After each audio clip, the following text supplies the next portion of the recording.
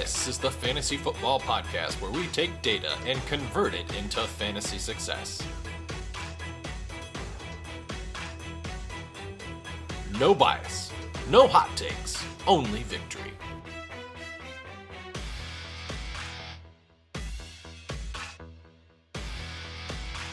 This is the Fantasy Alchemist Podcast, and now your host, Dustin Chandry. Welcome into episode 51 of the Fantasy Alchemist Podcast. I'm your host, Dustin Chandry, and for today's episode, we will be looking back at Week 15 with key observations and trends from around the NFL. But before we get started, I want to remind you, you can follow and interact with the show. We are on Twitter at FFAlchemistPod, now verified. Again, we are at FFAlchemistPod. You can also email the show at fantasyalchemistpodcast@gmail.com. We'll start with the Saturday slate of games, and we'll start with the Minnesota Vikings. Now, with Alexander Mattison out of this game due to concussion, Ty Chandler got his first opportunity in the starting workhorse role, and he responded. He had 27 opportunities. He had 23 rushing attempts plus 4 targets. He had over 150 total yards. He had a touchdown. That all equaled 24.7 PPR points. He finished as running back 4 on the week. Now, Ty Chandler's 27 total opportunities in his first start equals Alexander Mattison's career high in total opportunities, again, 27. But Chandler's total yardage and fantasy points in his first start exceeded any game that Alexander Mattison had previously had in his career. Now, it's kind of a shame that we're already into Week 15 and we're finally seeing Ty Chandler get this opportunity. Of course, Mattison was the starter. The Vikings traded for Cam Akers a few weeks into the season. Both of those players are now out injured. But if Mattison were to miss any additional time, Ty Chandler should be an automatic start given his usage and his performance here in Week 15. Now, opposite the Vikings on Saturday was the Cincinnati Bengals, and first we'll start with their backfield, where rookie Chase Brown only played 13 of 70 snaps on Saturday. He played 18% snap participation, but he had 10 total opportunities. He had 7 carries plus 3 targets. Now, last week, Brown had 11 opportunities on a 30% snap share. So his opportunity volume is very similar to Joe Mixon, even though his snap participation is woefully behind.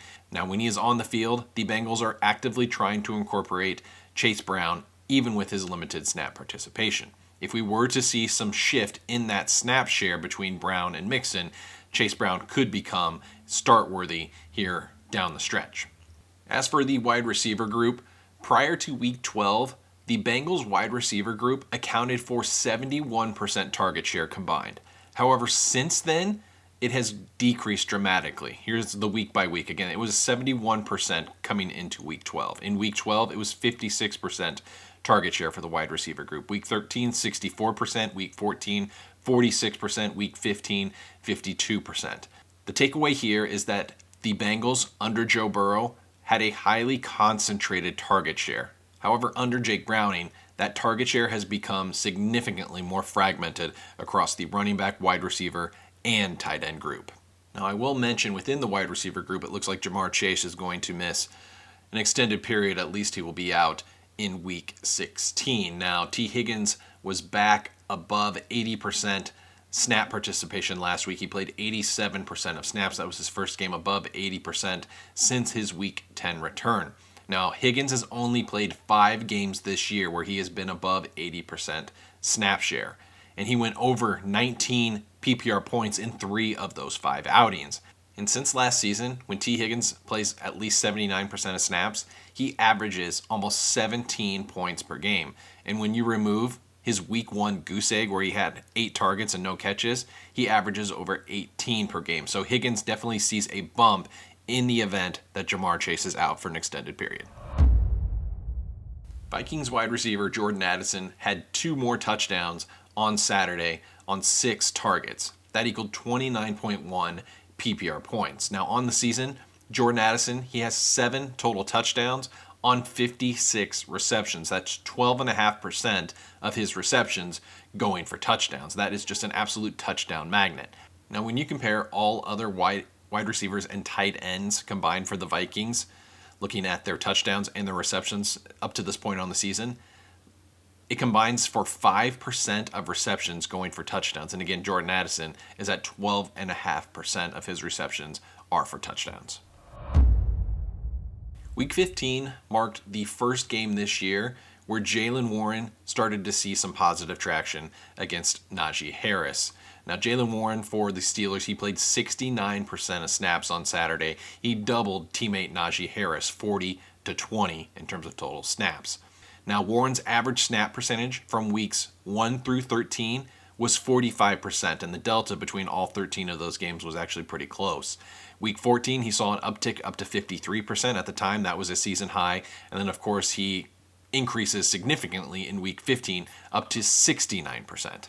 And while Warren's 10 carries plus 6 targets did not yield quite the fantasy production we were hoping for, it was still 11.8 PPR points, which was good for running back 20 on the week. So right at the end of the running back 2 range in terms of the weekly result. As for the wide receiver group, we are finally starting to see some positive touchdown regression happening for Diontae Johnson. Of course, we highlighted the fact from 2022, all last season, through week 8 of this season, Diontae Johnson had 173 targets over that season and a half. Of course, he had 0 touchdowns in that entire span. Now, from weeks 9 through 15 this year, he has 41 targets, he has 4 touchdowns, and he has scored a touchdown in 3 straight. Now, keep in mind, 2 years ago in 2021, Diontae Johnson was seeing extremely high target volume plus adequate touchdown production, and that yielded him as a top 10 finish at the wide receiver position. Last year, he still had very strong target volume, but obviously he had 0 touchdowns. This year, he looked good for the first half of the first game, then he hurt his hamstring, missed a month and a half of the season, and as he's come back, we're now starting to see that positive touchdown regression, but the offense as a whole is really struggling to the fact that Diontae Johnson is now not seeing the target volume that we were accustomed to him seeing in the previous 2 seasons. So unfortunately for Diontae Johnson, his touchdown regression is now happening at a time where his target volume is being suppressed due to the overall offense. And then the last item for Saturday, we'll talk about the Detroit Lions. 2 players to highlight here. Rookie Sam Laporta, he had 3 touchdowns on Saturday. That bumps him to 9 total touchdowns on the season. And since 2021, only 2 tight ends have had 10-plus touchdowns in a season. That was Travis Kelce and George Kittle. They both did it last year. Not a single tight end did that in 2021. Of course, Laporta is doing this as a 22-year-old rookie.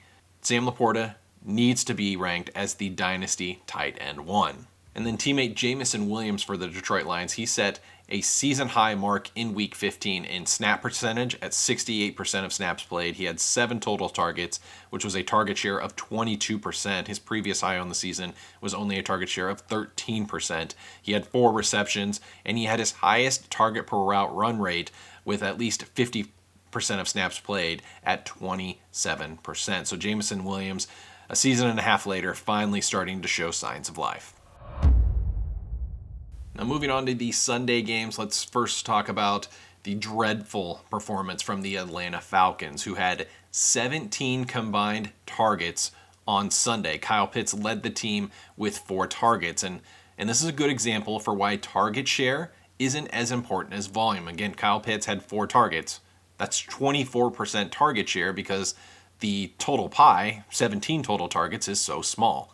Now, the Falcons have had 4 games this season below 20 total team targets. It represents 4 of the lowest 10 instances of any team target volume this season. Now, the Titans have been below 20 total targets twice. A handful of other teams have done it once. Again, the Falcons have done it 4 times this season.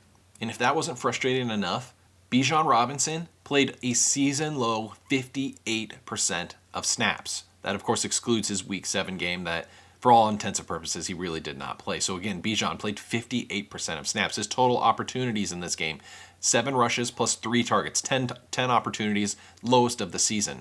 In Week 1, that was the only week where Tyler Algier had more total opportunities than Bijan. But in this game on Sunday, Algier had 15 opportunities to only 10 for Bijan Robinson. And of course, he killed anybody who had him in the fantasy playoffs with 0.4 fantasy points. I am just begging and pleading that the Falcons will fire Arthur Smith.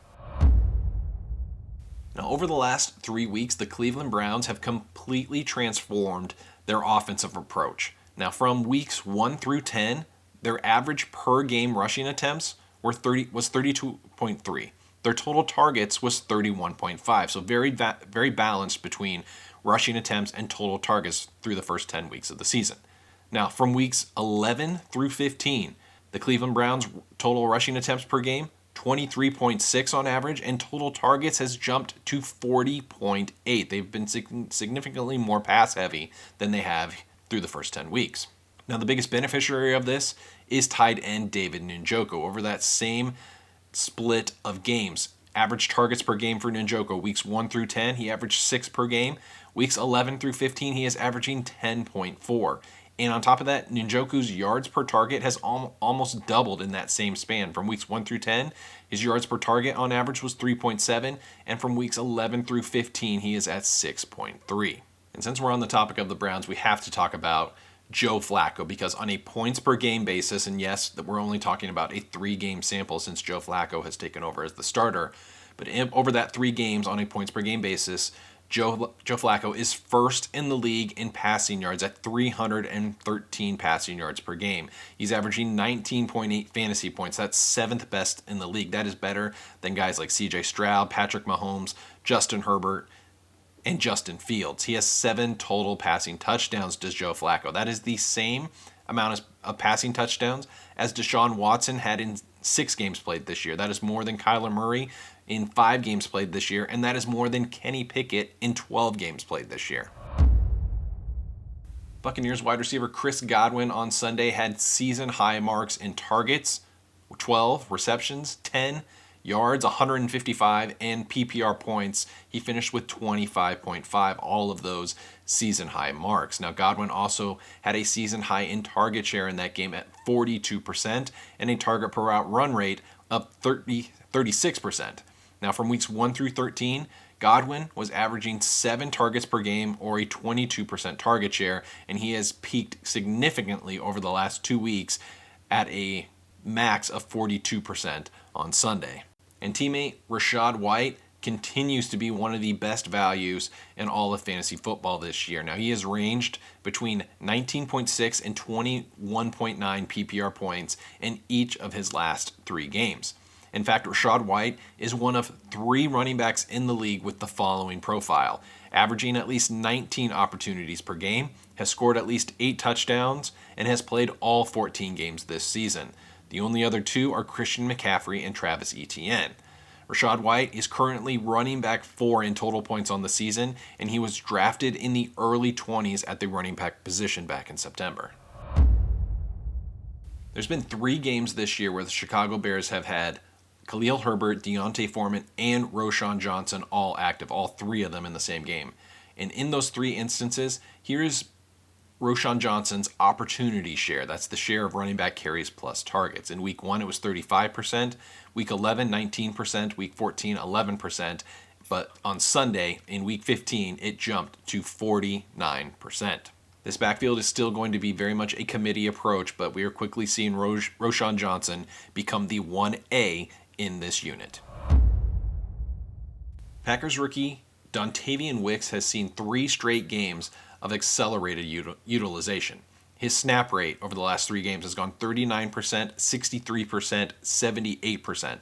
His number of routes run, 13 to 23 to 31, and his targets have gone from 4 to 6 to 7. On Sunday, he had a season high in yards, 97 yards, and PPR points, 14.7. With Tyreek Hill out of the lineup on Sunday, Dolphins teammate Jalen Waddle posted his best receiving numbers of the season. He had 8 receptions, 142 yards, 1 touchdown. He had 28.2 PPR points. Now, what's interesting is that Waddle only played 67% of snaps in that game.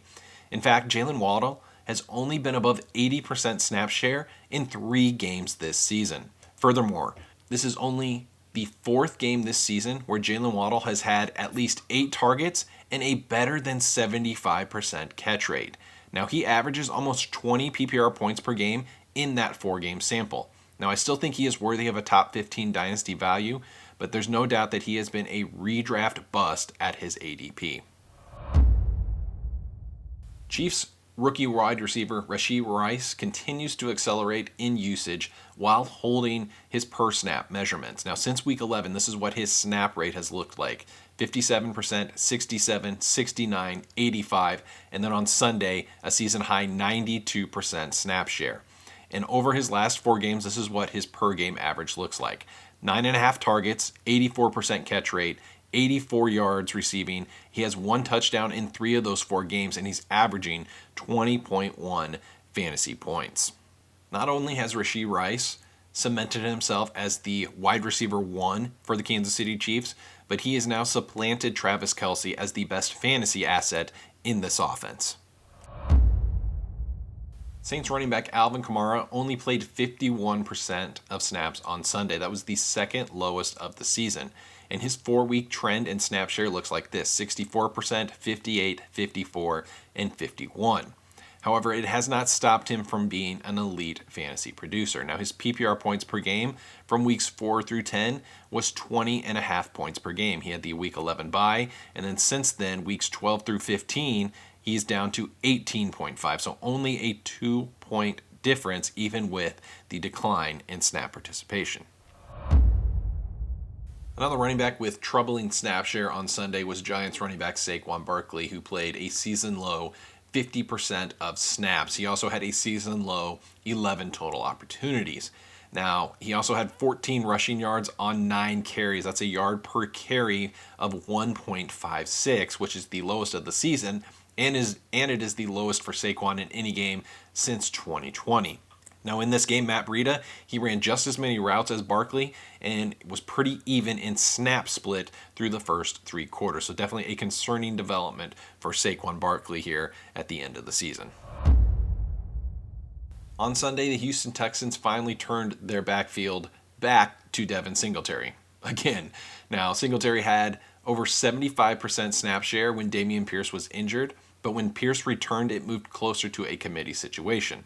Now, Singletary, over the last 4 games, this is what his snap share looked like: 82%, declined sharply to 46%, 57%, and then accelerated even more on Sunday to 75%. His total opportunity count: 13, 9, 16, and then peaked significantly again to 31 total opportunities on Sunday without CJ Stroud in the lineup. Singletary's 21 PPR points is the most points that he has had with Dameon Pierce active on the season. Since week 9, when Zach Ertz went on IR, Trey McBride leads all tight ends in the NFL in the following: receptions, yards, team target share. He has a catch rate over 80%, which is in the top tier of tight ends, and he has 15.3 PPR points per game, which is less than a point behind Sam Laporta and TJ Hawkinson, who both have more touchdowns than Trey McBride. Now, I'll also mention teammate Marquise Brown was questionable with a heel injury on Sunday. He was unable to play in the second half, and because of that, rookie Michael Wilson, he led the Cardinals in snaps and routes run. However, he only had 3 targets on 40 routes. That is a 7.5 target per route run rate, which is the second worst TPRR on the season for rookie Michael Wilson. Commanders wide receiver Terry McLaurin, he had his first 100-yard receiving game of the season on Sunday. Now, the number of 100-yard receiving games that Terry McLaurin has had by year looks like this. In 2019, he had 3. In 2020, he had 3. 2021, he had 4 games. 2022, he had 4 games. In 2023, again, this was his first game, and he has 3 to go. By the way, Terry McLaurin has a 38% catch rate in the last 3 weeks. He has 10 receptions on 26 targets, so there's still a lot of fruit on the vine for Terry McLaurin to realize here over the last month of the season. Now, one player I was very wrong about in my weekly rankings was Antonio Gibson, because even with Brian Robinson out, Antonio Gibson did not see any noticeable increase in his snap rate or his opportunity volume. He only played 28 out of 60 snaps. He had 4 carries plus 5 targets. And shockingly, the 9 opportunities is the lowest number that Antonio Gibson has had in a game since week 8 of this season. And then lastly, we'll touch on just how sensational Bills running back James Cook has been down the stretch. Now, he has been a wild asset to own this season. If you look at his PPR points per game, weeks 1 through 4, he averaged 14.5. Weeks 5 through 10, he decreased to 9.7. But from weeks 11 through 15, he has accelerated to 24.1 PPR points per game. And on Sunday, James Cook, while he only played 37 of 67 snaps, 55% snap share, which is pretty much right in line with his season average, he did have 25 carries plus 3 targets. That's 28 opportunities, which was a career high. You see, James Cook got an opportunity on 75% of his snaps played on Sunday. The previous high on the season, based on a minimum of 35 snaps for a running back in a game, was 70% by Javonte Williams in Week 8. Now, the league average for running backs who played at least 35 snaps in a game was 43% of their snaps generating at least one opportunity. Of course, James Cook, again, had the season-high 75% on Sunday. So I'll wrap up episode 51 of the Fantasy Alchemist podcast. We'll be back with another episode on Thursday with recommended players you should not be afraid to start as we continue into the fantasy playoffs. So for Dustin Chandry, signing off here at the Fantasy Alchemist podcast. Thank you for listening to the Fantasy Alchemist podcast. You can follow the pod on Twitter at FFAlchemistPod or email us at fantasyalchemistpodcast@gmail.com.